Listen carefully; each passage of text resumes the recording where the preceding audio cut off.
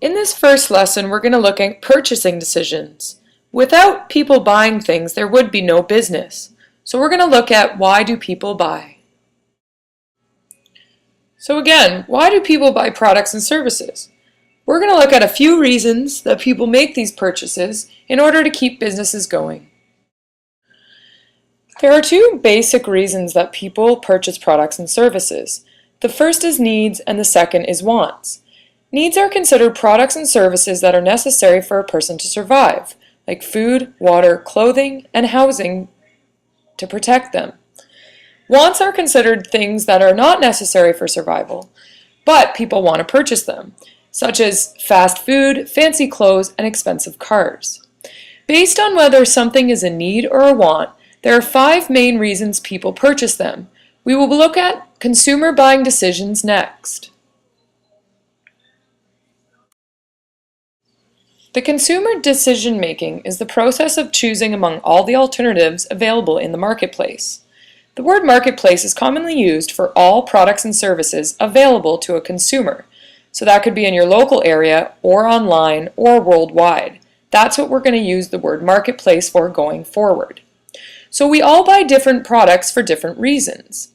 There are 5 key factors that influence consumer buying decisions that we will look at and are important for you to write down in your notes for the course going forward. Number 1 is income and price, number 2 is status, 3 is current trends, 4 is customs and habits, and 5 is safety. The first consumer buying decision is income and price. Price is still and will always be the most important consideration for consumers. If they can't afford it, they simply won't buy the product or service. The amount of money customers have to spend has a big influence on what they buy. Generally, consumers want good value for their money, and consumers aren't willing to spend more than what they believe an item is worth. These are all important considerations when businesses decide to sell a product and what price they sell it at. So, continuing on with income and price, income is money that an individual or a business receives. When we're looking at the individual, income can come from various sources, such as wages and sales commissions from a job, interest on your investments, or dividends if you own stocks. Students as yourself, most of your income is going to come from part-time jobs or an allowance from your parents. Based on how much money you get from these two places is significantly going to affect what you're willing to purchase. The second consumer buying decision is status. Some people buy goods because neighbors or friends have bought them or celebrities own these items. They want to have the biggest and best of everything. And these people making these decisions feel that owning these items improve their status, making others notice or admire them. Most people like to be admired, or at least like to put on a front that they are of a certain status. That being said, a lot of people end up purchasing things they cannot afford, which leads to a lot of financial trouble. This is something we always want to avoid.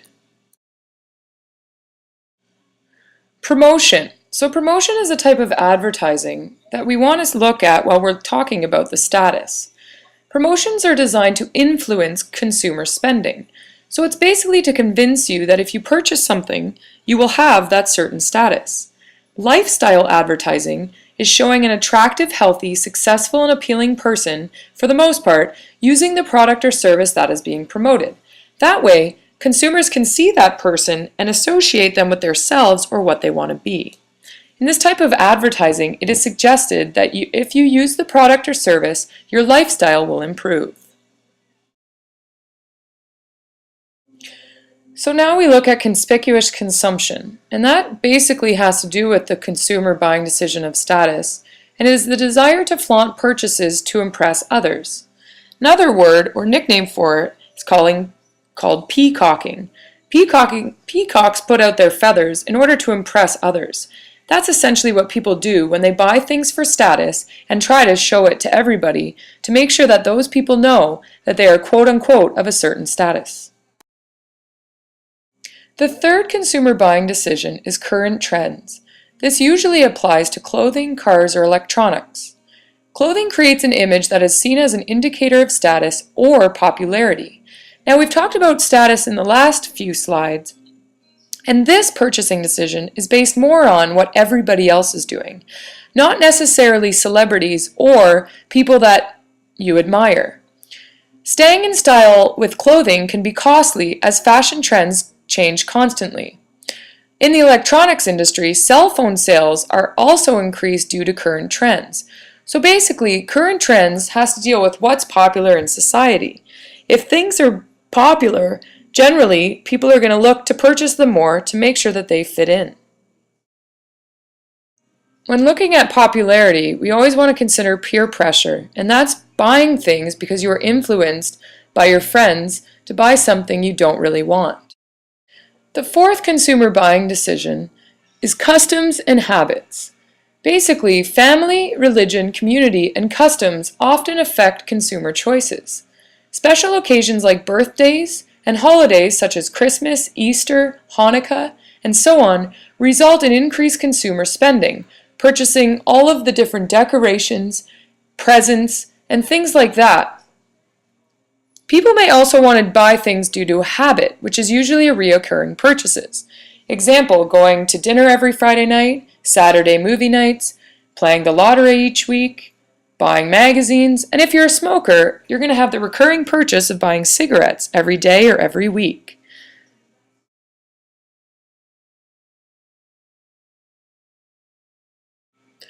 The fifth, and probably the most basic consumer buying decision, is safety. Essentially, people purchase products and services for safety and security in their lives. Some examples are hockey equipment or insurance for your car or home. So now that we've talked about money or reasons why we buy things, let's talk a little bit about spending money and why we do it. In today's society, it is often described as being consumer-driven. There is a never-ending supply of exciting and innovative goods and services available to consumers. We must be careful about what we buy, where we buy, and how much we spend to ensure we don't get into trouble. When we look at these different reasons or consumer buying decisions, we want to consider that even though there is an endless supply of goods and services, we don't need them all, and we want to make sure we're buying things that actually add value to our lives. But next we will look at where to purchase.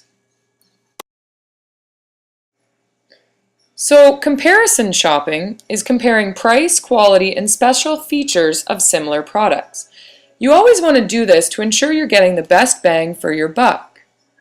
Consumers can buy things, products and services at various different channels these days. We will be looking at channel distribution later on in this course.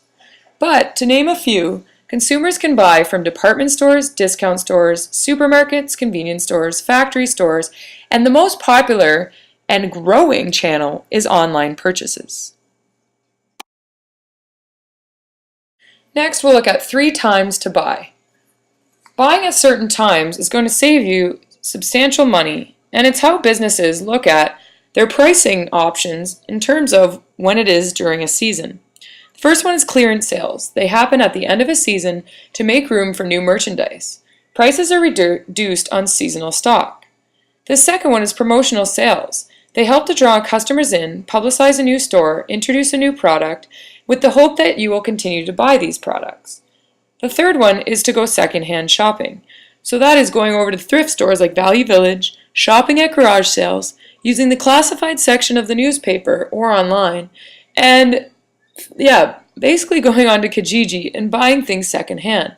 A lot of times you can get great deals and save a lot of money. These are just some tips, but we will look more at when to buy in our marketing lesson.